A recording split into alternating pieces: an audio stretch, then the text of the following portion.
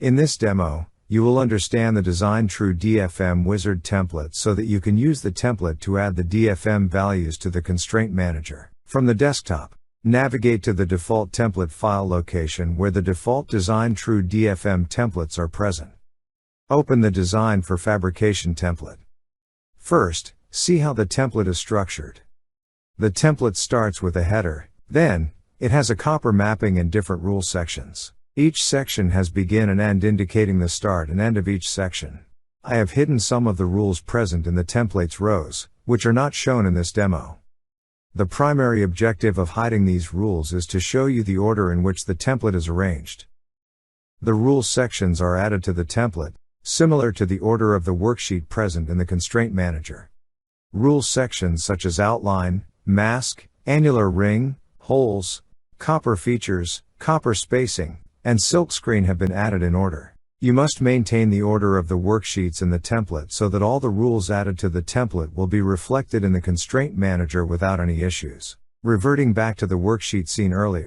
In the worksheet shown, there are some rows you can modify and some rows you shouldn't.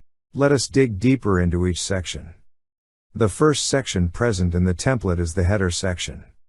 This section is common to the other two DFM templates. The file content specifies the template type, fabrication, assembly, or test. The word DFF indicates this is a fabrication template. The version indicates the version history of this template.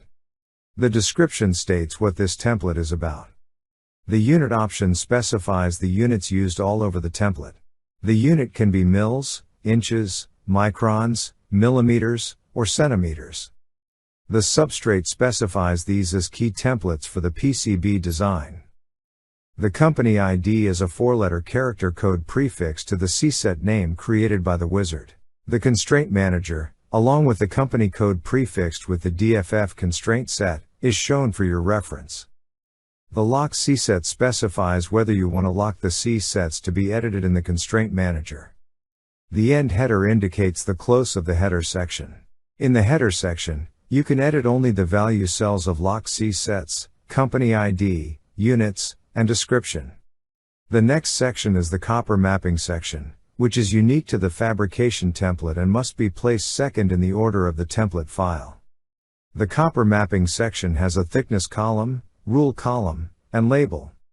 The thickness column gives the equivalent values of copper thickness in mils, and the rule column specifies the thickness of copper material in ounces.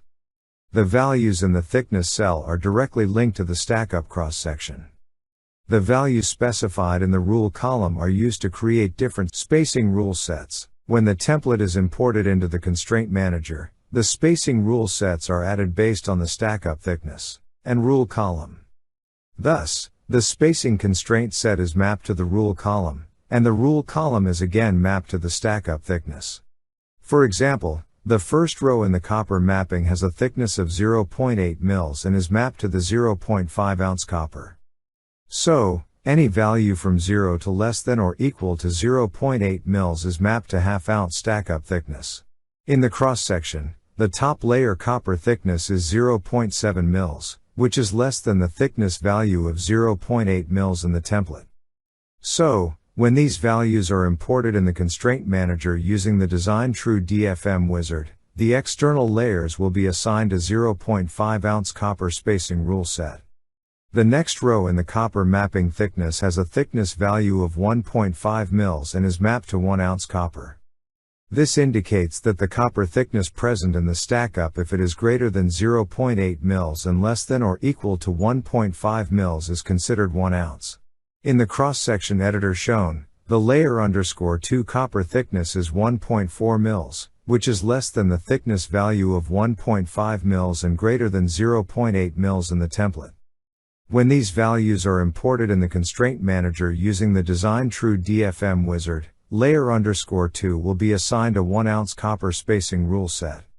Let's see the cross-section in our sample board file for this demo. We do have 3 values. Half ounce, 1 ounce, and 2 ounce copper thicknesses are present. So, when you import the DFM rules using the DesignTrue DFM wizard, 3 different spacing rule sets will get created and assigned. Next to the copper mapping starts the actual fabrication constraints. Under each DFF section, you can find a row similar to the one seen in the DFF outline, with more suitable changes for specific rules sections. The rule name refers to the rule present in the constraint manager, such as outline to trace, outline to shape, outline to all pin pads, etc. The constraint name refers to the name of the constraint. Please hover your mouse over any individual constraint to find the rule name. So, the rule name and constraint name are fixed. The next column is the load rule, an important parameter that defines whether you want to load the rule in the constraint manager. If the rule is set to yes, then the analysis mode related to the constraint is enabled, and the constraint will get added to the constraint set and assigned to the relevant rule set in the design section. If the rule is set to no, then the rule and values present here won't get added to the constraint manager.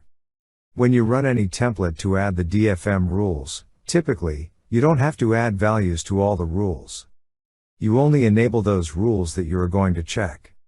You can do that by setting yes to that specific rule and no to other rules in the DFM template. The column usage specifies where you are going to apply the rule set. Are you going to apply for etch, non-etch, or stack up? If you are adding rules related to copper layers, you will add etch. If you add rules related to solder mask, silkscreen, or non-electrical layers, then you will add non-etch. You will set the usage to stack up if you are working on rules related to cutout, outline, and hold checks.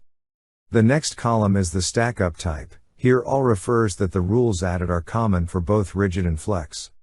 If you specify the rigid, then the rules will get added to the rigid stack up only. If you specify the flex, then the rules will get added to the flex stack up only.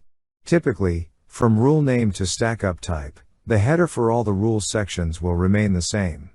Concerning the values used in the templates, the values will differ based on the rules section in which the constraint is applied.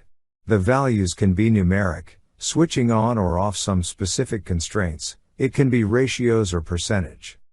For example, the values added in the outline section are numeric. The external, internal, and plane layer refers to the layer identified as external, internal, and plane as per the cross-section. This concludes the demo that explains modifying the DesignTrue DFM template and its impact on the constraint manager.